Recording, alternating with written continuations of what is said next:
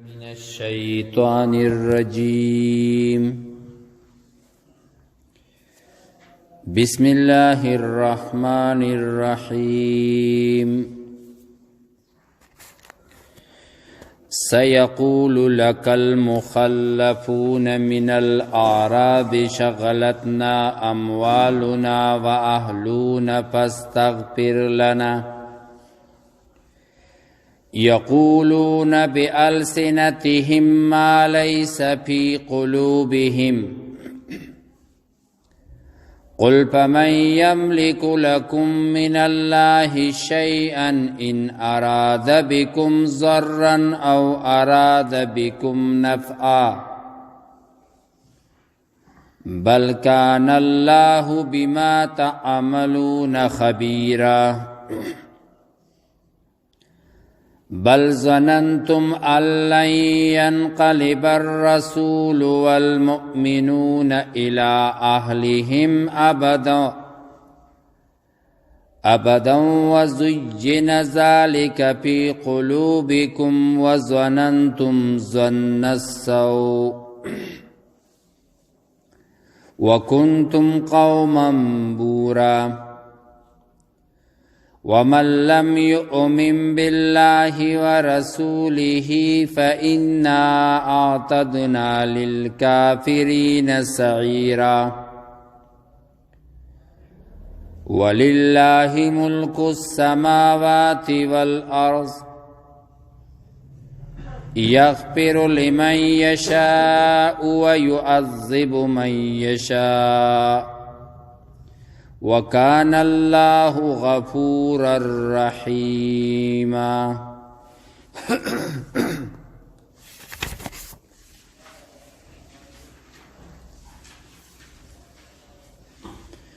شپږشتمه سپاره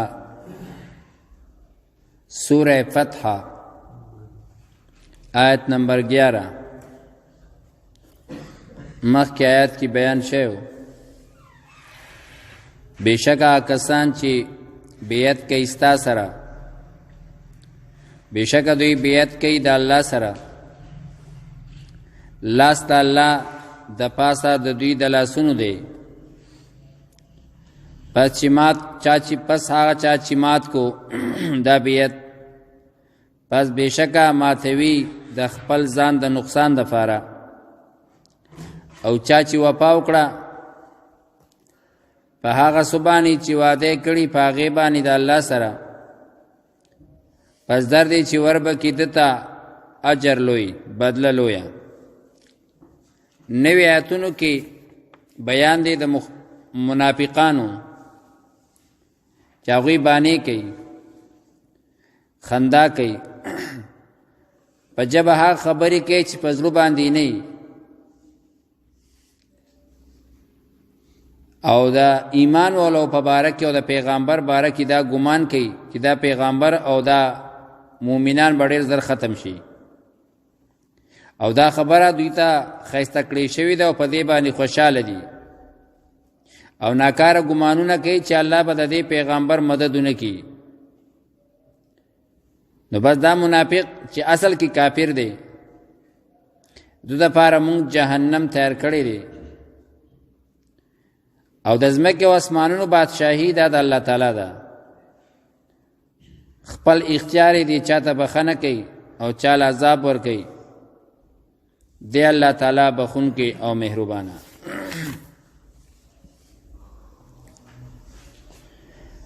سيقول لك المخلفون زردی چې وبوي تا ته مخلفون غرستا پاتې کړی شوي د جهاد نه من الاعراب د باندو والونا شغلتنا اموالنا واهلنا مشغول کړیو مونږه خپل مالونو او خپل اهل عیالو فاستغفر لنا پس بخنو کمونتا یقولون دیوائی بالسنتهم پخپل جبو باندې ما هغسو لیس فی قلوبهم ما لیس فی قلوبهم هغه چې نشته دی د دوی پزړونو کې سيقول لك المخلفون. رسول الله صلی الله علیه وسلم ته الله رب العزت فرمایي چې کله ته د منافقانو ته مدینه ته ورسې، دا منافقان په مدینه کې ناستي په دې انتظار باندې چې کله ته لاړ شې نو دا منافقان به ستا خواله راځي، او د منافقانو کار دی عذرونه پیش کول د پاره د دې چې خپل ځان لره خلاص کی او خپل معامله صفا کی، خو په منافقت سره. نو نبی علیہ السلام الله رب العزت د مخ کې نه خبرداري چې کله ته هم مدینه ته ورسې نو دا مدینه ته ستاره سیدل، چونکه کله چې ته مدینه نه راوتې نو د منافقانو دا خیال و چې دا پیغمبر اوته اوس په دې چری هم خپل کور ته واپس را نشي، او نه به دا صحابه کرام چې دی واپس خپل کورون ته راشي. او کله چې ته دوی طرف ته په کامیابی په حالات کې راشي، د کامیابی په صورت کې راشي، نو بیا دوی دا خبرې کوي سيقول لك المخلفون، زردی چې وبوایي تا تا مخلفون پاتې کړی شوي چې کم پاتې شوي دي د نبی صلی الله علیه وسلم د ملګرتیانه، او نبی صلی الله علیه وسلم چې عمره د پارتلو نو دی شاته پاتې شول. من الاعراب د باندو والونه، کم چې د مدینې نه چرچا پیره مضافات دي، کم دا باندې دي چرچا پیره علاقې دي. لکه مخکې سوره توبه کې ذکر شوی چې اکثر باندو والا دا منافقانی. نو دلته کوم دا خبر الله فرمایي چې زردی چوبه وي تا ته مخلفون، هغه پاتې کړی شوی ستا د ملګرتیانه، من الاعراب د باندېسیانو نه. صبح درته وای شغلتنا اموالنا، مونږه مشغول کړي وو خپل مالونو، و اهلونا او خپل کور والو. کله دا منافقان ستا خپل راشي، د دوی منافقانو یو عذر دادي تاسو زمونږ سره ولی لا نړۍ، نو دوی به دا وایي مونږ ځکه لا نړو چې تاسو عمرې د پاره روان وای، ټیک شوه یو ښه کار دی، خو زمونږ مالونه او زمونږ کورونه دا خالی وو، د دوی د حفاظت دپاره څوک نه و، نو مونږ د خپلو مالونو د حفاظت دپاره او د خپل اهل و عیال د حفاظت دپاره پاتې شوي وو، په دې وجه مونږ ستا سره عمرې طرف ته لا نړو. اموالنا و اهلونا، د مالونو حفاظت او د خپل اهل و عیال حفاظت مونږه دلته کې ستانه پاتې کړو. دا منافقان وای نبی صلی الله علیه وسلم ته. صحابه کرام هم د نبی صلی الله علیه وسلم سره تلیو، دا غوی هم مالونه وو، دا غوی هم اهل و عیال وو، لیکن هغوی ته د نبی صلی الله علیه وسلم دوستانه او ملګرتیا د هر څونه بهتره وه، او د منافقانو ته د نبی صلی الله علیه وسلم د دوستانه په مقابله کې خپل مالونه او خپل اهل و عیال بهترو. لکه پرون یو حدیث مبارک پرون تیر شوی چې نبی صلی الله علیه وسلم فرمایلی چې زما سره دی بیعت کې چا حصہ غستی دا به ټول جنتیان وي، سیوا د هغې کس نه چې هغه سور اوخواله دی. نو صحابه کرام فرمایي د هغوی په تلاش کې مونږ دا سور اوخواله څوک دی، نو مونږ یو کس ولیدو چې هغه د اوښ په تلاش کې اوښ ترې ورک شوی. نو کله چې هغو ته وویلی شو چې لاړ شه بیعت کا د نبی صلی الله علیه وسلم سره، او هغه پیغمبر به ستا دپاره بخښنه وغواړي، نو د هغې په جواب کې هغه کس دا خبره کړې وه چې ما ته دا خبره ډیره بهتره ده چې ما ته خپل ورک شوی اوښ میلاو شي، نو دا ما ته د دې نه ډیره زیاته بهتره ده چې زه د دې صاحب بیعت وکړم او دې ما ته بخښنه وغواړي. د دو د بیعت کولونه او د دو د بخښنې غوښتونه زما دپاره زه دا خبره غوره ګڼم چې ما ته د خپل اوښ میلاو شي. مالونه بهتر ګڼل د نبی علیه السلام د بخښنې غوښتونه او د نبی علیه السلام د ملګرتیا نه، چونکې دا منافقانو. نو دوی هم دلته کې دغه عذر کوي شغلتنا اموالنا و اهلونا فاستغفر لنا، وایي زمونږ دپاره بخښنه وغواړه. خو دا بخښنه غوښتل د دوی د زړونه نه ده، دا صرف د ځان خلاصي دپاره وایي، ځکه وروسته بسې په خپله یو خبر را روانه ده، یقولون بالسنتهم ما لیس فی قلوبهم، دوی وایي په خپلو جبو باندې هغه خبره چې د دوی په زړونو کې هغه نشته. ان دا بخنه غختل دا د دوی د زړونو خبره نه ده ځکه چې دوی دې پاتې کېدو ته ګناه نه وایي نو دوی دې پاتې کېدو ته ګناه نه وایي بلکې د دوی دا پاتې کېدل د دې منافقانو دا پاتې کېدل دوی وایي نه د خپل مال حفاظت هم ضروري دی او د خپل اهل و عیال حفاظت هم ضروري دی او دا د عمرې نه بهتر دی نو دوی دا پستغفر لنا چې دوی دا وایي دا ولي وایي دا صرف د ځان خلاصي دپاره وایي الله فرمایي دوی په دې مالونو په مشغولتیا کې یا د اهل و عیال په مشغولتیا باندې دوی پریشانای اظهار نه کوي دوی په دې باندې خفه نه دي کنه چې دا مونږ غلط کار کړی دی په کار چې مونږ د نبی علی سلام سره تللی وي په دې باندې د دوی اس خفګان هم نشته نو دا بخنه ولي وای دا صرف په جبه باندې وای د دوی په زړونو کې د بخنی اراده نشته یقولون دوی وای بالسنتهم په خپل جبه باندې ما هغه خبره لیس فی قلوبهم چې هغه د دوی په زړونو کې نشته دی لیس نشته دی دوی په زړونو کې او دوی په زړونو کې چې کومه خبره نشته هغه دا ده چې دا ګناه مونږ چې پاتې شوي دا ګناه نه ده نو د دې مونږ له د بخښنې د غوښتو ضرورت نشته زړونه خو یې داسې وایي خو ظاهر د ځان د ایمان د ښکاره کولو لپاره چې مونږ هم ایماندار یو نو یې فاستغفر لنا نو قل ورته ووایه چې د یو څیز ته نقصان رسول یا پیدا رسول دا خو د الله رب العزت کار دی تاسو چې زما د مرګرتیا نه پاتې شوي نو دا خبره بهتره وه چې تاسو پاتې شوئ کو زما سره تللی وی دا بهتره ده او کو الله رب العزت غوښتلی وی ولې ستاسو موجودګۍ کې الله تعالی ستاسو د مالونو او ستاسو د اهل و عیال ته نقصان نشو رسولی یا ستاسو په غیر موجودګۍ کې الله پاک ستاسو په د مالونو کې پیدا او ستاسو په اهل و عیال کې پیدا نشو اچولی بشک الله رب العزت دا دواړه کارونه کولی شو ځکه اختیار خو الله رب العزت لري قل ورته ووایه پیغمبره فمن یملک لکم پس څوک دی چې اختیار لري ستاسو دپاره من الله د الله د طرفه شیئا داسې څیز ان اراده بکم که الله اراده کړې وي ستاسو دپاره ضرا د نقصان رسولو او اراده بکم یا اراده کړې وي بکم ستاسو دپاره نفع د پیدې رسولو الله تعالی تاسو ته نقصان هم در رسولی شي او الله تاسو له پیدا هم در رسولی شي کو الله د نقصان اراده کړې وي نو تاسو په خپل مالونو سره او د خپل اهل و عیال سره موجود وي او الله به تاسو له تکلیف در کړیو به او کو الله رب العزت تاسو د پاره اراده د نه پې کړې وي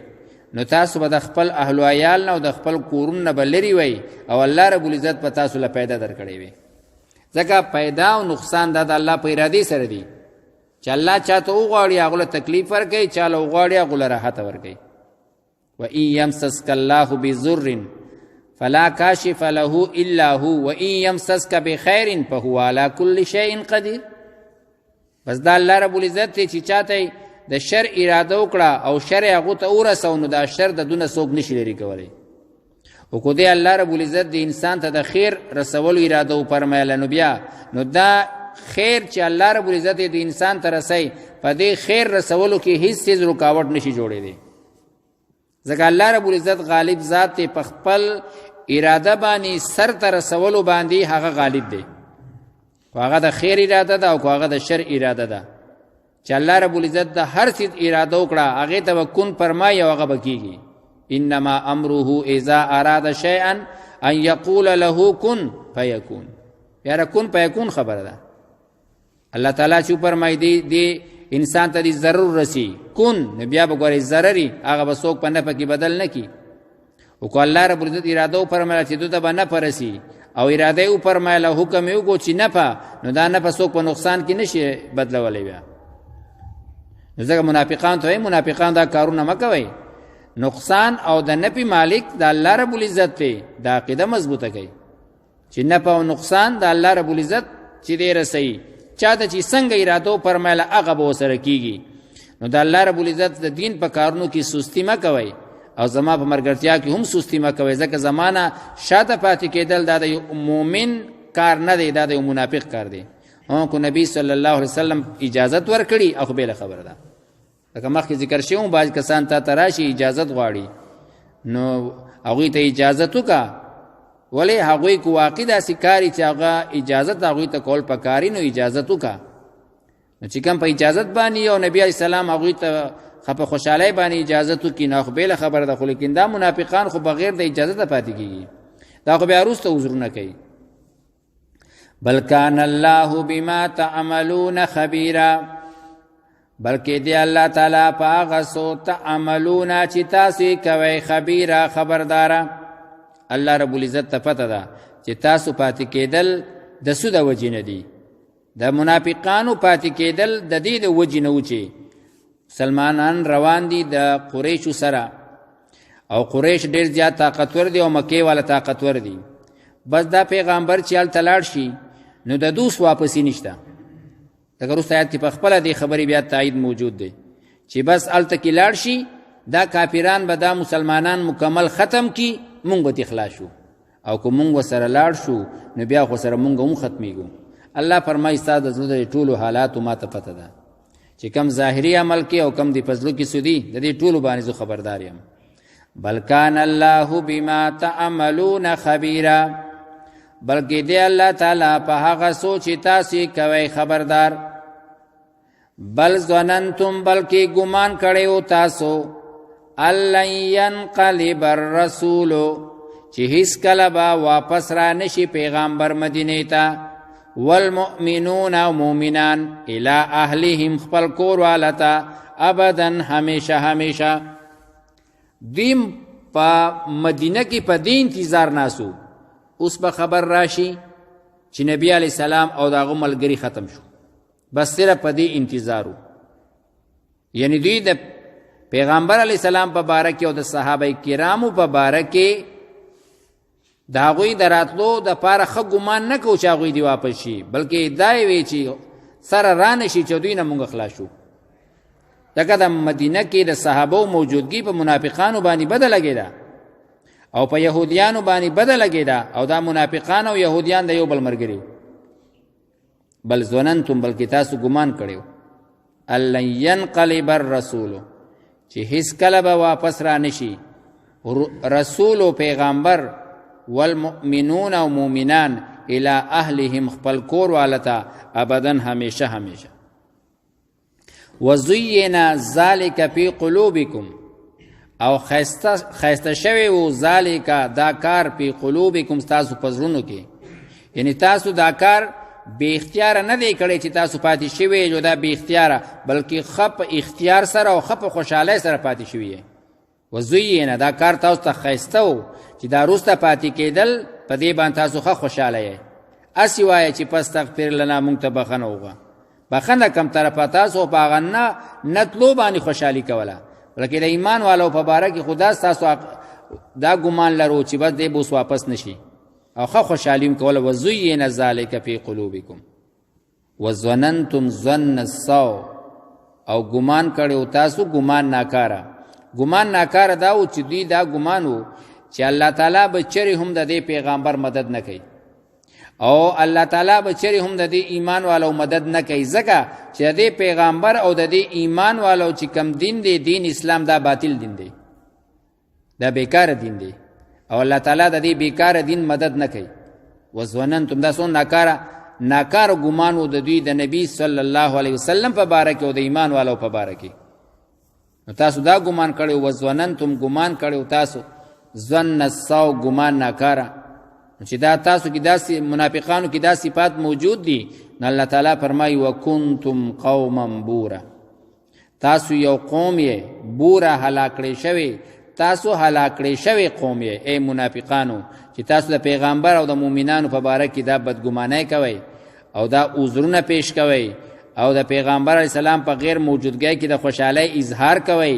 او یو بل ته به دې خوشحالېږئ چې بس لاړل اوس په نه راځي او چې څه دي دلته پاتې شي دا ټول به زمونږ شي. الله فرمایي هغوی خو به راځي، دغه د هغوی سره د الله رب العزت مدد دی، هغوی خو به الله رب العزت غالب کوي. خو تاسو وکنتم قوما بورا، تاسو یو قوم یې ای منافقانو، بورا هلاک کړی شوی قوم یې تاسو.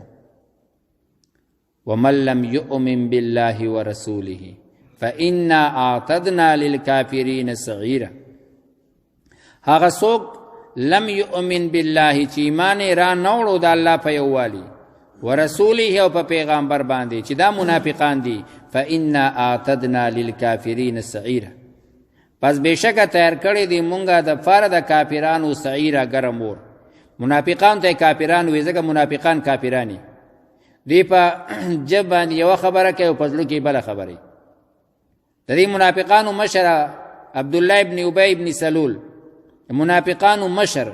د نبی صلی الله علیه وسلم سره با د جمی په منځ کې په مخکینی سب کې ولاړو او کله چې با په اقامت کې داو چې اشهد ان محمد رسول الله نو دوبا سر را بهر کو او هغه نور صحابو ته به ځان د خودنی د پاره دا خبره کوله چې دا صاحب چې دی دا واقعي پیغمبر دی او نور پزړو کې خدا کافر نه خطرناکو لکه په حضرت عائشہ رضی الله تعالی عنها باندې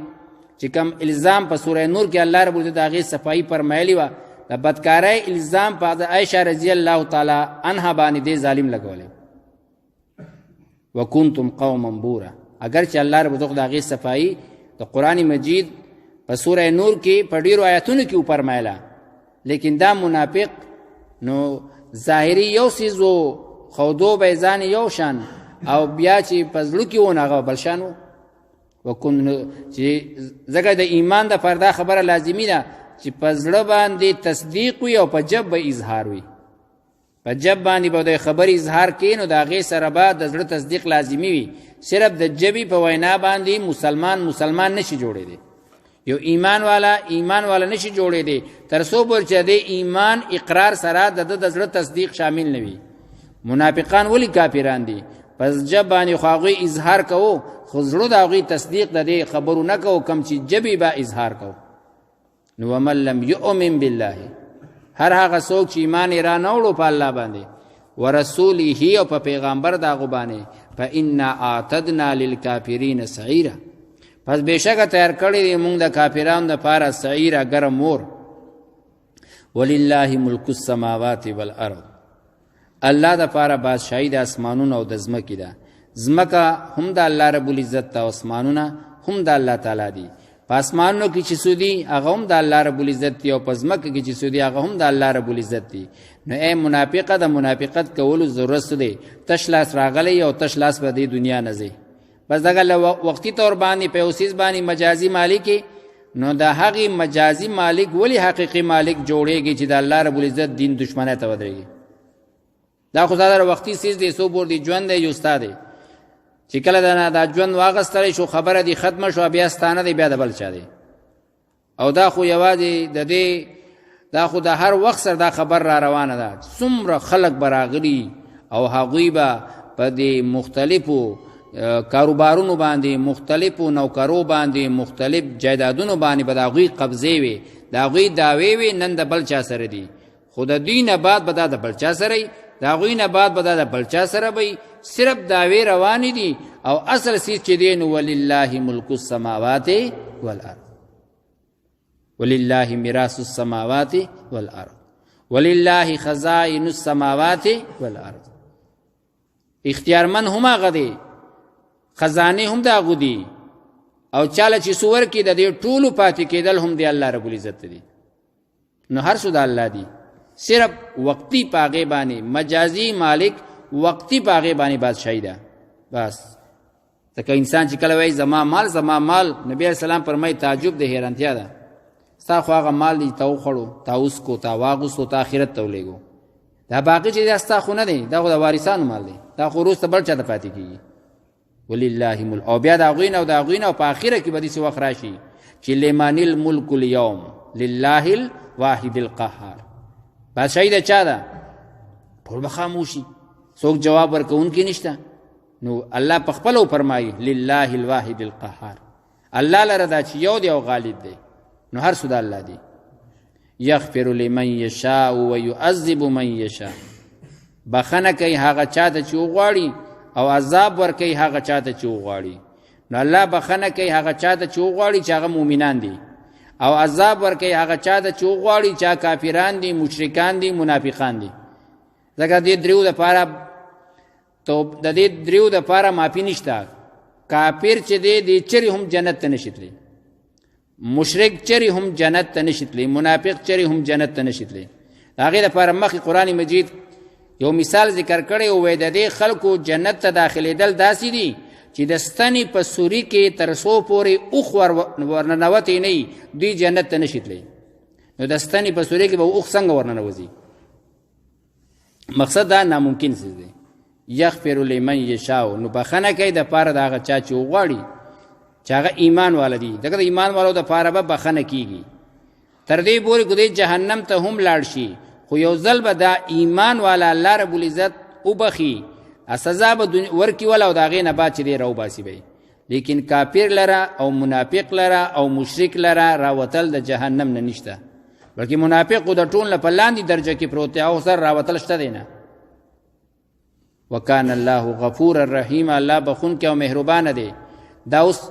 امید ورکوي هر ګناهګار ته، کو کافر ولی نه دی، کو مشرک ولی نه دی، کو منافق ولی نه دی، په دنیا کې د الله سره روغه وکړي، کفر معاف کوي، شرک معاف کوي، منافقت معاف کوي، غټ نه غټ ګناهونه معاف کوي، خو په دنیا کې معاف کوي. په دنیا کې د الله سره کافر روغه وکړي، تیر شوی ټول کفر به ورته معاف کړي، منافق روغه وکړي، ټول منافقت به ورته معاف کړي، مشرک روغه د رب سره وکړي، ټول شرک به ورته معاف کړي. یو ګناهګار ایماندار د خپل ګناهونو نه الله رب العزت سره روغه وکړي، ګناهونه پرېږدي، الله به ورته ټول ګناهونه معاف کړي. اگر کو دې ګناهونو د ځمکې نه واله او د اسمانه پورې دا ټوله حصه ولې نه ده ډکه کړي. وکان الله غفور الرحیم، نو الله تعالی بخونکی دی، الله بخي رحیم او خاص مهربانه دی په ایمان والو باندې په دنیا کې چې ایمان ورته نصیب کړي، او په آخرت کې خصوصي مهرباني هم د ایمان والو سره ده چې هلته به ورته بخښنه کوي، جنت ته به داخلوي. چا چې په ټول عمر کې په اخلاص باندې یو پاره دا کلمه ویلي چې لا اله الا الله محمد رسول الله، بیا زندګۍ کې ډېر ګناهونه دي، یو ځل به د دې کلمې په اخلاص ویلو سره الله تعالی دله را د جهنم نه راوباسي. اوس وخت څومره تیری، خو الله رب العزت ته پته ده چې د ګناهونو صفایي په څونه عمر کې کېږي، خو بیا به هم یو ځل راوځي. همیشه ایمان والا په جهنم کې نه دی، همیشه په جهنم کې پاتې کېدونکی کافر، منافق او مشرک دی. وکان الله غفور الرحیم، دی الله تعالی بخونکی او مهربانه.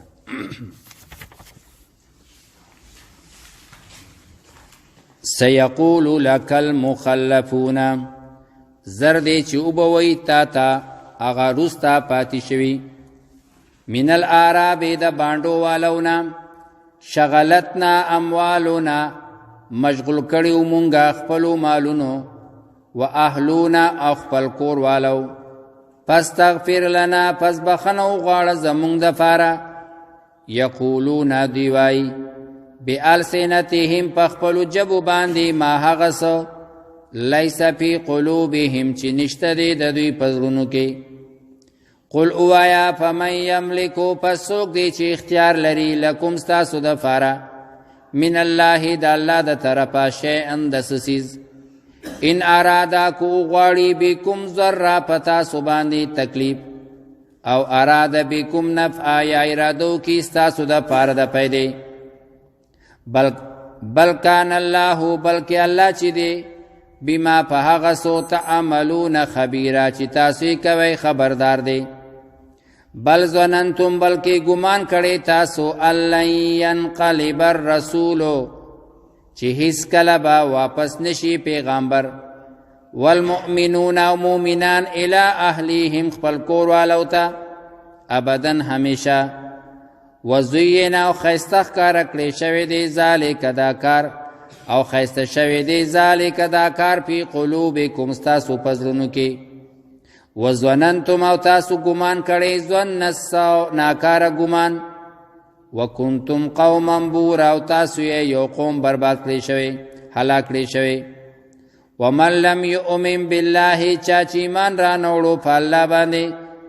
ورسوله او د په پیغمبر باندې، فإنا اعتدنا، پس بشکا تیار کړی دی مونږه، للکافرین د فاره د کافرانو، سعیرا ګرمور. ولله د الله د فاره ملک السماوات، بادشاهی د اسمانونو ده، والارض او د ځمکې. یغفر لمن یشاء، بخنه کوي هغه چا د فاره چې وغواړي، ويعذب من یشاء و عذاب ورکي هغه چاته چې وغواړي وکان الله دی الله تعالی غفورا بخون کې رحیم او خاص مهربانه